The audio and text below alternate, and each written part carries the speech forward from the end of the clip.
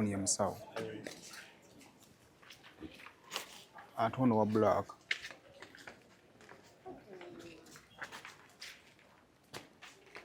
So as you've had the charges, you come back on the 18th day of November, December 2025. You will not get what you want. Otherwise. Why? Eh?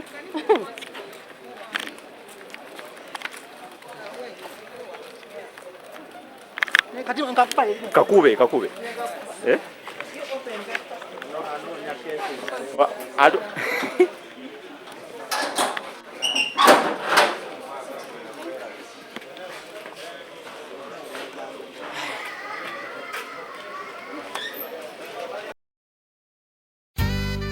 Zula's Chicken yesinga okufumba enkoko wano eyo oli enkoko n'owulira ddala ng'olidde enkoko tumya olusaniya lwa Zula's Chicken nga kuliko kapiraawo kachumbari n'ebigenderako olina omukolo oyagala kutwala famire yo out kulya ku nkoko jangu ku Zula's Chicken kati eri Mengo opposite Masengere kola order online kati olya ku kye bayita class w'enkoko ngamba chicken ekyenyanja embuzi tumya enkoko ya Zula's Chicken ku Glovo oba kuba essimu noti 759 526 488 olusaniya balukuleetere kati awo wooli bw'oba oyagala enkoko oba olusaniya awantu wali wamu wokka Zula's Chicken lusaniya Mengo opposite Masengere.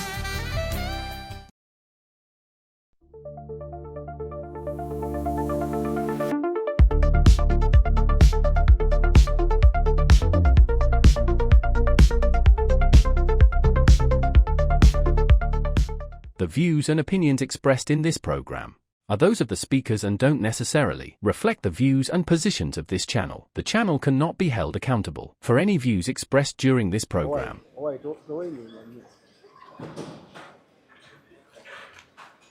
Kati gwabamanyi ono wa brown yani wa brown ya musawo ate ono wa black.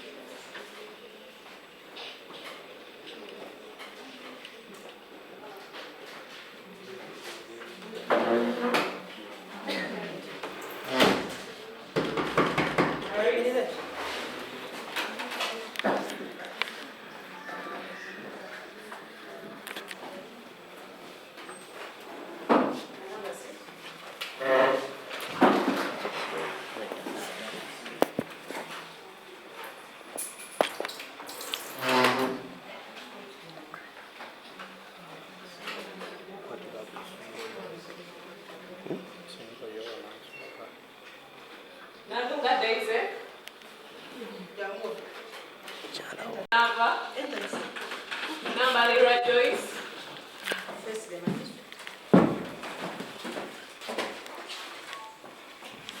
And first place of the mask so that we identify them with the First, the other side. We're going to just shoot for you the charges. We come back to court and appear before chief magistrate. Then about some other charges, naye mugenda kuba mukomawo kudete ngeno baweebwa okubanga mu facing chief magistrate atwala place eno maaso.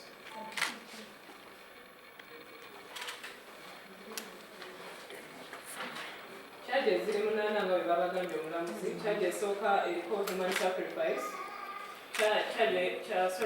Eyokubiri eriko manslaughter. Eyokusatu specific crush and negligence. Eyokuna being in possession of marijuana. Neyokutaano conspiracy to commit a felony. So as you've had the charges, you come back on the 18th day of November, December 2025. You appear before the magistrate.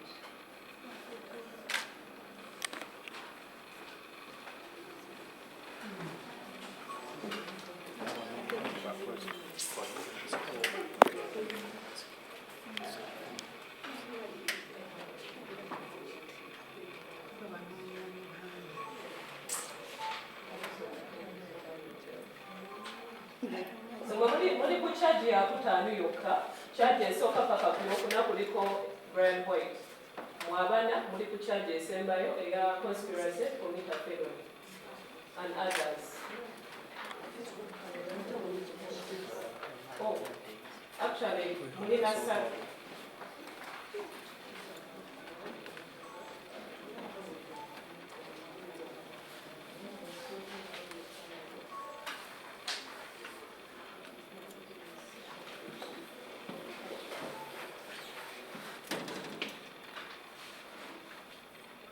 So charges ejekomyeko ya kutaano conspiracy to commit a felony, ey'omukaaga giving false information, ey'omusanvu manslaughter, n'ey'omunaana doing rash and neglect. The charges munaana. Ng'omulamuzi w'abanyonyodde mujja kudda maaso ga chief magistrate ng'ennaku z'omwezi 18 omwezi ogwa December. Omusango gwa mutandika okuwulira. Ogubasomera sorry. Okay.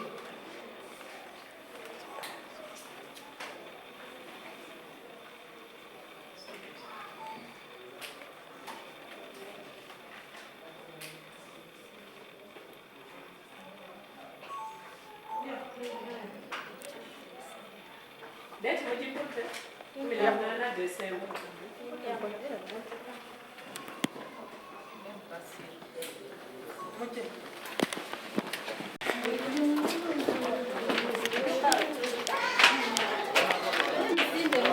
Namuduka nnyo. Eh? You will not get what you want. Ate lwaki? Why? Eh?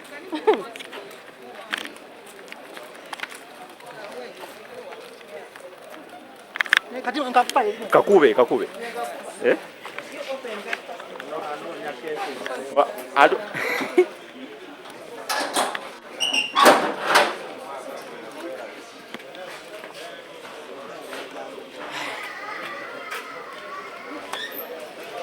Nsema official ena gy'osinzira okubanga ate otulaba subscribing ku mukutu guno okusobola okubanga ate ofuna videos ekifaanaganako bweziti byonna gy'owangalira okusinzira mu bitundu by'eggwanga tukwebaza okubeera nga ate otwegasseeko. Tuli ku kkooti e Makindye era ng'ekituleese olunaku olwaleero kwe kugoberera omusango ogugambibwa nti gwali mu maka ga Brian White. Wiiki eno wabadde ne Brian White n'atuwa sayidi ye ey'olugero ebintu nga bwe byali n'ebifaanaganako bwe bityo.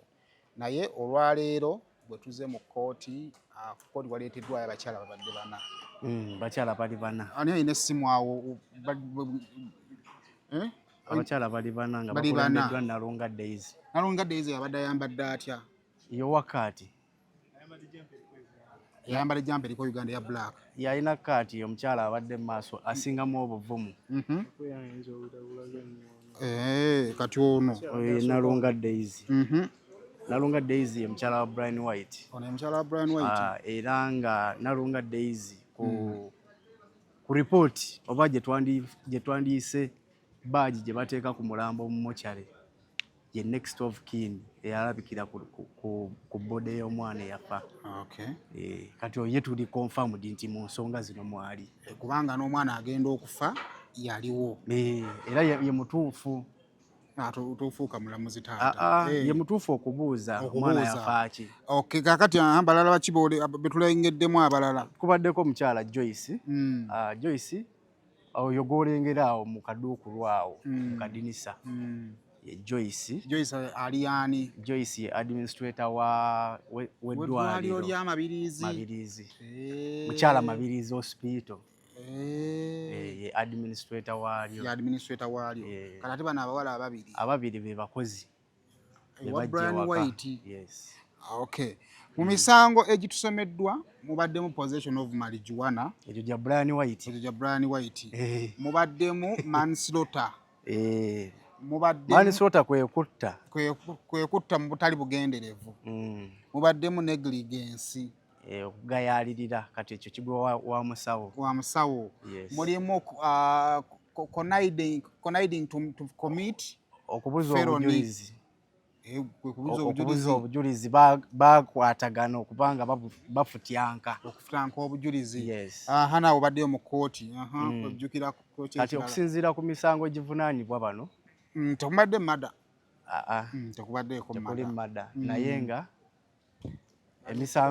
emisango omukaaga sokoleke manslaughter, sacrifice ate ogwo gwe guliwa okusaddaaka.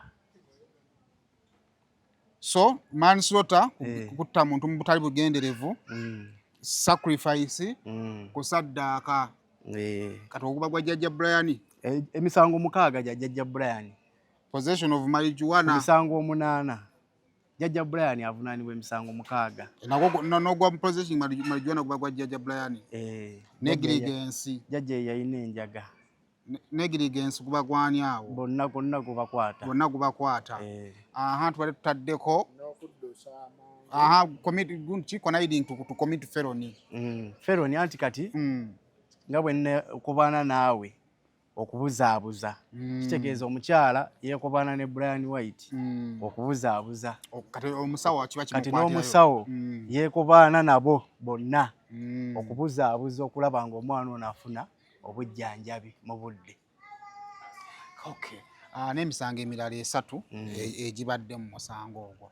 Ekisooka leero babadde bazze maaso ga mulamuzi ne bagenda kumugenda ku mwezi 18 Desemba. Leero ekisingira ddala obukulu kuba nti bavudde mu custody ya police ne badda mu custody ya prison. Bakitegedde abaana abo? Tebakitegedde ku ssanyu lye bayina. Nabanga batakitegedde nga balowooza nti baddayo. Naye nga bavudde mu custody ya police okubanga badda mu custody ya prison kitegeeza nti badda luzira paka ng'ennaku z'omwezi 18 Desemba. Kati engeri ebintu gye birabikamu kitegeeza nti nno ne Brian waawonera. Bw'abanga mulwadde gwe yamulabyeko mulwadde. Nze nagenda kulaba mulwadde era nasanga mulwadde. Naye okusinziira ku ffe gwe twalaba eyasooka si mulwadde. Kakati nze guno gwe nalaba. Gwe walaba yali atya Brian White? Ekigere kino kyali kisibe. Nga kisibeeko ki? Bandage. Byali bibiri byonna Lawrence. Byonna byali bisibe. Nga wano ne wano wasibe. Sula yatugamba aliko empingu kituufu. Sula tatuukangayo. Wano nga wasibe. Saati eno nga bagisiseemu ekiraga nti wano kuluta waliwo. Nawo waliwo damage. Eyo gwe nalaba gwasooka okulaba mulaba ddi yali afaanana atya. Brian White eyasooka okujja mu public n'obusungu obungi. Yinza obba teyakosebwa kimufuula mulwadde. Oyogera ku kikono gwe twalaba Waspark TV? Waspark TV oyo. Ayinza obba teyakosebwa kubanga afuuka mulwadde. Naye engeri gy'ali mu ddwaliro asobola okuba omulwadde. Kuba mu ddwaliro tewabeerayo baki? Naddala ng'oli ku kitanda oba mulwadde. So tusobola omuwa benefit of doubt naye ng'emisango gye omunaana gyonna kugwe bw'otunuulira because at least gwe ofunye omukisa ne Sanchez afunye omukisa omusango guno mumadde mu kugoberera okuva gye gwatandika kuva ku abaalaba amawulire kiki observation y'omusango guno ebadde ki ekituufu kiri wakati wa Brian White na mukyala we emboozi wagiraba gye nakola ne Brian nagiraba yonna essaawa yo namba naddala okuva wali watandikira ku kando mafuta mu kataasa mu bigambo bya Brian White ebyasooka yayogera ku Petro ffenna oba ng'ovuga ekidduka Petro tasobola mmala awantu ssaawa namba n'aba ng'akyali Petro kitegeeza afuumuuka so kati bw'oŋŋamba nti amafuta gaali mu kataasa there is a question mark there kugwe mu ndaba ye ey'ebintu naddala nga weebaga nti Petro wabawo question mark Petro tasobola kuba mu kataasa waliwo akabuuza ekirala bagamba gaasi naye okusinziira ku taata w'omwana agamba nti sirinda Brian agamba gaasi taliimu Brian gwe nalaba yagamba gaasi taliimu yagamba it is completely petrol muliro okusinziira ku footage oba ku video gye nalaba eya bode wamulabako omwana video ya bode wagirabako nagirabako n'omubiri gwe gwali tasobola kuba petro petro kati kankubulire nedda wali olabyeko ennyumba eyidde ng'eyidde mafuta esiriira okitegedde omubiri guno gwonna wonna we gutuukira okujja kitegeeza nti kitutte kibadde kirala it is either water kaddemu omubiri we gutuukira okukola ki okujja kuba kati olaba omwana oyo nze okusinziira bwe nalaba vidiyo ye wano olaba wano wenkutte ekibatu kino wano okuva wano okudda eno wajja completely okuva wano n'okukkirira wajja naye wano mu joint tewajja kitegeeza omuliro guba gwali kitegeeza bamukwata like this n'amagulu byo bireme kujja bye bakwata ne bakola emikolo okusinziira bwe nalaba bode even the face gyerimu jasi yafunamu ka bruce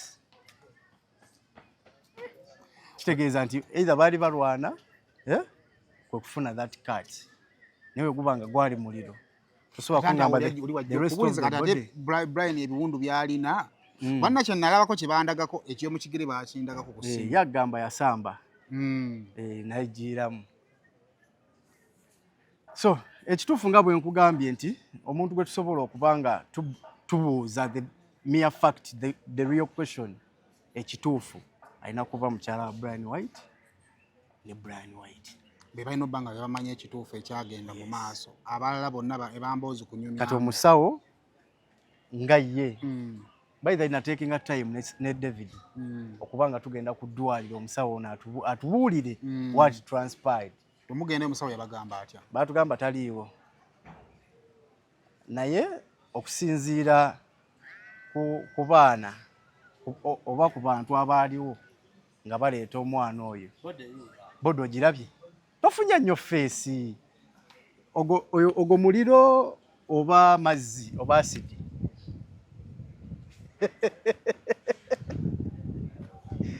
emikono ogirabye nti miramu n'ebigere nga nange baayira obuyiza amazzi kati okumanya olaba ekyo ekifaananyi genda olabe interview yaffe genda ku ground media ne ku promotions olabe muganda wa maama kunnyonnyole obulungi nga buli kimu bwe kyali ojja kunnyonnyoka naawe otegeere nti ogwo tegwali muki teyali petroli oyo petro tubuulire Saimo bode yiyo ogirabyeko naawe osobola okugamba nti nno nedda manyi sometimes tugenda ne tukola amawulire ne bagamba nti tulina gwe tulwanyisa, but the mere fact is nti njagala okwebaza muganda wange David nti yasobola n'okugenda okuziika n'atuuka n'okufuna ekituufu. So bwebanga bode eyo eri bwetyo, footage oyo maama amuyina ne taata w'omwana bamuyina, amaloboozi ga mukyala wa Brian White nga communicatinga ne family eri. Omanyi sometimes waliwo family eyinza okuba nga teyinaamu kasente, but you don't take people for granted. Saimo bompa leero sente nga nina ekizibu. Don't use that to fight me oba to attack me. Bana atakata atenga omubiri gukyusiza narrative y'ebyo bintu ngeri gye mbadde mbiraba. That kyekyo kye tugamba nti bw'oba okola emboozi kati olaba ekifaananyi ky'ofunye ekya bode, kati naawe ofunye perspective eyiyo. Okitegedde? Kati bode nga bw'ogirabye eyo, maama w'omwana ne taata baabakubiranga ennaku z'omwezi 27. Simu yasooka yajja ku misana nti omwana ayidde 27. Brian White agamba baafuna ekizibu ennaku z'omwezi 22. Ekizibu kyajja 22 bamaama baafuna essimu nga 27. Kitegeeza ki nti the question is still between two people. Abaali ewaka. Lwaki nze ngamba two people? The one eyasobola okukola nga next of kin. Essimu eyo kuliko era ka video wansi awo kagereko omwana oba omulambo bagusibako taaga nga gugenda mu mochari. Kuliko next of kin ye Nalunga Daisy. Okitegedde? Tabaddeewo mu kooti? Abaddemu. Ye mukyala wa Brian White. Ye mukyala wa Brian White. Kitegeeza nti byonna byonna bye tuzze tunoonyerezaako biki? Bituufu. So ekino ebyomugagga kubagati kati gwe obadde mu musango guno. Bino byaba mafia abakuba Brian byayogerako tolinawo obiraba. Nze situnuulidde mafia, situnuulidde eki. There is time for justice. Justice to be prevailed. Kati kitegeeza ki nti bw'abanga Brian White agamba nti omwana yajja by accident. Is that an accident? Accident netwala omubiri gwonna. Kati weba yali accident lwaki face teyajja, lwaki ensingo teyajja? Okitegedde? Omuntu ayinza okumbuuza Edwin ne Sanchez mufaaki. Nkubuuza ekibuuzo kino Saimo. Nze nalabako taata. Ezziga ly'omuzadde liva wala. Taata w'omuwala. Taata w'omuwala. Nga tukola tuve ku zino endala zonna zaakoze. We got a chance ne tumiitinga ku maama at the moment.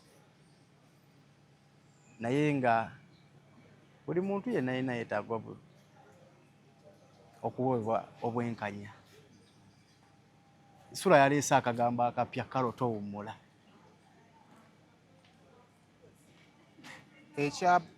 Ekyabazadde b'omwana butalabikako mu kooti kitegeeza kiko. Leero babadde tebeetaagisa kujja. Kibadde tekyetaagisa. Because guno musango munene. Nti munene leero ne we bandizze mpozi kubalabako. Ne babamanyi. Buuza taata nti Nalunga Daisy omumanyi? Mumanyi. Mama balina n'erinnya lye bamuyita ani? Mama Lupe. It means it has been a family, an extended family. Nekati the question has to be obuzibu buvaawa okutuuka ng'omwana ono afuna obuzibu. Nagwe agoberedde ku nsonga. Of course amasima gali wakati w'abali. Biki byogezezaako okusensingamu? Bombi bakyala ba Brian White. Omufuna omulamu.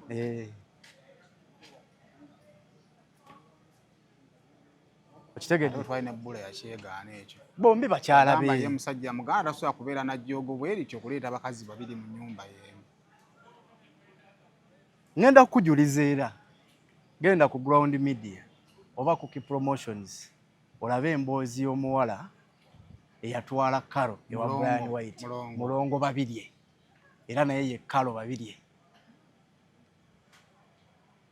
akirumiriza akubulira yagamba ne lwaki atuuka okuvaayo okugobwa. It was a suspect nti bamususpectinga nti alinga akitegedde agudde mu mukwano gw'abaana ababiri nti ate mukwano nnyo gwani gwa Daisy genda bamugoba. So bw'olaba interview ya Brian kuggwe kiki wafunamu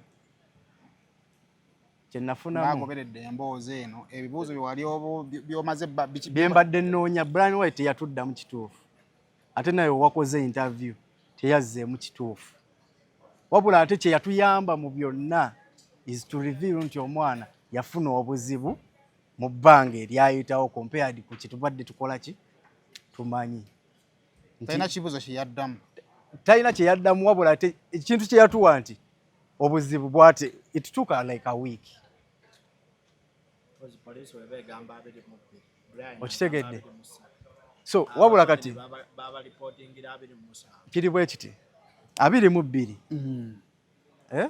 omwana addusibwa omukyala Mabirizi hospital ku ssaawa 9 according to abantu abaaliwo kuba nze nafunamu interaction n'abantu abaawo wabweru eddwaliro mboozi ogibaddemu tebaayagala kukola ki kulabikira mu kamera naye baŋŋamba nti ku ssaawa 9 omukyala abajaasi 2 n'omukyala omu baaleeta ani omugenzi ku ddwaliro ku 9 awo 9 ziyingira 10 mumufulumya bamufulumya kiro ng'amazeeyo ennaku kitegeeza awo eddwaliro limanyi olunaku lwe bamufulumya kati bana bamabirizi bayingirira mu musango kati ekyo mu byonna byonna Brian White bye yatuyambyeko nti tuwa linki okumanya omwana bw'ava ewaka ewe yaddawa kyokka kye yakwogerako naye tetunnamanya obuzibu abufuna atya. The question is obuzibu okutuuka okujja okumuyiira amazzi oba okumuyiira asidi oba okumuyiira ki akifuna atya. What is the cause? That is the question. Mu kukweka obujulizi kuba nawe mbadde nempulira ku kyolubuto bano we gubakwatira oluwa anti kati bode ku Mabirizi waliyo ebibuuzo bingi okusinziira ebizze biyitiŋŋana bw'ogamba okubigoberera omusawo yalina okukubuulira ekituufu yarisiivinga ki kyafuluma ddi kuba yo poliisi egamba nti bamulemera nti akyabanja ate yo poliisi eryasterwenga eddwaliro terina busobozi kukola ku muliro kiringa bonaaba nti ofunye ati ataaka ne tukutwala ku maternity eddwaliro lizaaza buzaaza zikola ku dispensary naye nga mainly yakuzaalisa likola nnyo ku ndwadde zino entono si kweri keesi nti omuntu ayidde omuliro kuba bode eyo nga bw'ogirabye kati kubamu akafaananyi nga bwali awo bamutwala yenna bamuzinze musuuka according ku bantu muddwaliro nga mulamu kuba ne Brian White ekirala kyakuwa confirmation mu byonna nti yali acommunicatinga n'omwana. The question is endala lwaki omwana ayidde mututte ku mukyala Mabirizi ate gwe Brian White osigadde after nawe n'ogenda mu ddwaliro. Yagambye nti baali bakyanoonya wasobola okufuna privacy. Ani Brian omwana yali tayagala privacy. Sina ansa yaakyo ekyo sina ansa yaakyo naye kiriwo nti the good enough nti tuli obadde tonnamanya the image of the body gye twogerako naye kati ogirabye body abogera ku mboozi eyo image ekifaananyi ekyo baali bakirabyeko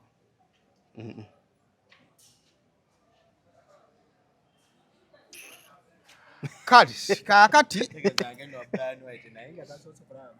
tagirabanga ye yakyamanyi sayimo kyemmanyi kyabadde amanyi mwana yagirawa Brian White era n'ogenda okavalinge mukama wammwe nti tokatema mu Lawrence omanyi ono yazze ku mutto oluvannyuma lw'ogoba Brian White Kasuku baji mumye Kasuku tokatema ebyo byewesesasisa ebyo owefulaga atayagala kuseka kati njagala okole PR nga naye muri mu mutima ogamba nali nkola PR nga tusabye interview eyo ne musajja wange bagitumye omuntu okusala okuwa interview n'obutagikuwa ekyo kiri naye ffe ekirungi kyaffe kye tukola nga Ground Media ne Cookie Promotions kubanga tuwa ekituufu eri abantu era ekyatutwala ku ddwaliro nga twagala omusawo boogere even before nga kuba ffenna ne poliisi yakajja emanye nti nno omwana yatuukako ku mabirizi after Brian White singa nabo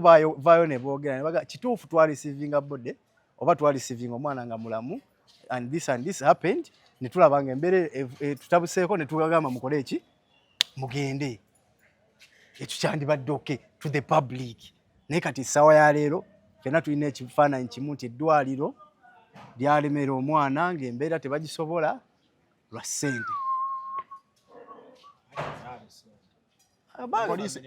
poliisi bwegamba nina mwate mulinga abalina sayidi no bagambye omanyi Brian White gyasula ennyumba ye gyeri omanyiyo tonatuukayo kati njagala otunuulire distance okuva ewa Brian White gyasula ne ku eddwaliro we liri otunuulire ne distance eriwo okuva awo paka Kiruddu ojja mmanya lwaki tebaddukirawo Kiruddu Miles mwamusaba interview bagamba atya esimu ekole akali biza ali mu kalojjuka naye adda alina obuzibu agala kumuwanduukulula nagifunye kubanza Saimo omukategeddako yafunye interview ewa Brian White kuba yaani ye Saimo ate we yavuddeyo n'agamba Kasuku omugobe mbu naye tabitegeera ani owabulireko nga nkyogera mu kamwaka anti Kasuku bwe yagambye anti nze byange mbyeyogerera naye Kasuku lekera okuwaayiriza Saimo sajja kyattu kiri hambo mukiwaayiriza kikola mulimu kantu naye nze kambabulire ekituufu kiri nti twetaaga tukyuse mu muzannyo gwaffe ogw'akantu mu ngeri akantu kano gye kalipootingiddwamu obuzibu obusanze obuzibu bwange mbusanze wamu fine twetaaga views twetaaga ki naye tujjukire n'omulimu gwaffe okimanyi kati omuntu asasulira akantu n'akagamba tokagaba waliwo yasasulira akantu kalina okugaba naye muganda waffe si mu bubi tukwagala nnyo tuyambe famire efune obwenkanya buli munnamawulire yenna gy'oli ng'obadde okola ku musango tulabe ng'omwana kalo tawummula awummule mirembe ng'afunye obwenkanya kale ndowooza insight mugifunye waki njagadde okukola emboozi eno n'omukulu ono y'omu ku baamawulire ababadde mu mboozi eno okuva gyetandika of course ffe twagijjamu kaawo kubanga yali egenze into public mbadde producer bannaye w'emboozi eno saagala mugambe nti nze mbadde mu kamera abadde mu kamera mubadde mumulaba obadde obintu obikola ki obiraba abadde mu kamera ye Sanchez so kibadde kikola ki kyetaaga naye nga ekituufu kiri nti ffenna Saimo wadde Brian White mukwano gwammwe oba mukwano gwani naye mu musango tusabe era mu musango gwonna omutuufu naawe ekyalo ekikusabisa side ya Brian White kufuna bwenkanya kati nze nenfuna side ya Brian White kati nkuwadde ne side ya maama kati ne maama ne taata genda wangambe taata waliwo yamuwamba naye ng'ekituufu kiri nti akantu kafuuza akamusiye bawambako taata taata waali ali bize naye nga wetwogerera essaawa eno bambi taata ali mu kubanga amaliriza nenjala ennumidde eno taata ali mu kubanga amaliriza bijja byani bya mwana naye akantu wemukubira akyakabawa taata akomawo era tugenda kukola so bannayuganda mubeereeko ku mikutu egyo kale kakati musigale kufuna obwenkanya ekiri confirmed nga tumaliriza omugagga Bula kooti emulinze alina emisango 8 ekizibu nti akyaye mulwadde azipawe nasemba omukola ki naye gundi yajjirako mu kagaali nani Besigye andi alina ebiwundu gundi yali abaddeko n'ebiwundu ng'alina ku miggo n'ajja mu kooti papa Kiwali ali mu underwatch ya poliisi ya poliisi ave waali bamutwale ebombo tulabe obatadde osindika kisankyezi nedda ffe kyetwagala ekyuma muli bala ekirungi agenda bala interview eno engeri gy'agoberera ennyo gwomu owuwe Uncle Bula tusaba taata otubuulire ekituufu otuwe nga ffe abagoberedde ku nsonga zo n'ekituufu yakyogera tannakyogera kale ekituufu kiri ki tubuulire naye kankusindike nga weda wonsindike nedda kiri bwe kiti nawe weda nga wonsindika ku Ground TV naye kankusindike ku Seimu nze nkumenyedde ziri zibadde reference ofune extra naye kati gwe engeri gy'ogambye ekituufu yakyogera ekituufu kyeyayogera kiki andi wembanga nsuubira nti alina ekituufu kyampa kyendowooza mu kyekituufu eki nga tumaliriza tugambe nti kale yagamba kando akataasa kalimu amafuta kando n'amafuta ekifaananyi okirabye eyo kando tugireete nsooka oleka ekifaananyi tusoke tumalize no eyo video by the way ne kuzanyira bode eyo nga bagikyusa kuba omwana yajja this and the back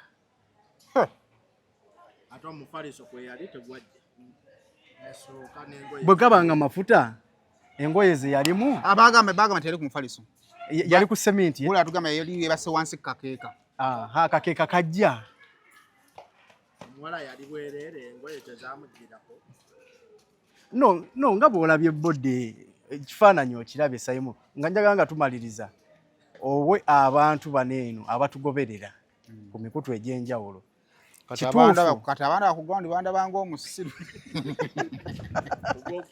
nedda wanaze nga interviewer naye kakati ewono Saimu kyenjagala omanyi ebintu bino byanjawulo njagala otupu nga gwe ku kyolabye ku bode ne ku misango gye basomye ekisooka ne Brian White ku byagamba ekisooka kyendabye mafuta wulirako kyendabyeko ekisooka DPP agenda okufulumya charge sheet ng'amaze okunoonyeza ku misango kiyinza okuba waliwo ekisukka ku mugagga kyeyakola ki ku kyeyagamba kyeyatuwa njagala kulowooza bwentyo naye era nontantiwe nga obujulizi obwo buzze nyinza obutakonfaminga nti bituufu oba bikyamu oba okitegeera naye ekyamazima tabuliki banjagala ki naye ekyamazima oba okitegeera bulungi sisobola kulumika sayidi ya mugagga sisobola kulumika sayidi ya Brian White sisobola kutuulira oba wona agamba omugagga ojja buzaabuza abantu kati andi naawe togere Brian White andi olaba katera nawe buli wookola eyo otandika okuwulikika nga ali personal si personal ku musango nedda kyengamba omanyi bw'ogamba omugagga tebajja tegeera mbadde tukozesa ennyo amannya kale Brian White kyokka ate ne bwendaba family ya sayidi y'omuwala peni gye bayitamu era n'osusa bagamba nti bakola ki balimba kati ng'owamawulire omutuufu n'enzira ku kyaka ki era ku kya wakati we sikola ki wotava naye nga katusigale ku kigambo kya kooti kyenaatuwa kyetujja okugenda nakyo naye nga karo bagenda luzira omusawo ajja kitegeera mpola mpola ankubidde ne kano kasayini kaneeno nafuluma ankoledde peace kubanga ekitono nnyo ku bode eyo ngeri gyefaananamu beetaaga emyezi n'ebintu okukkakkana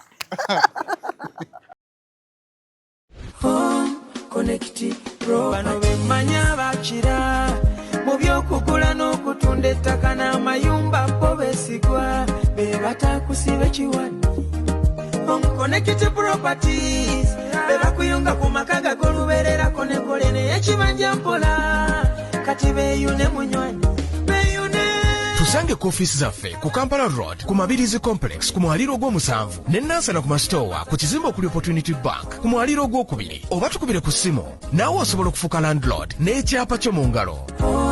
Connect Property.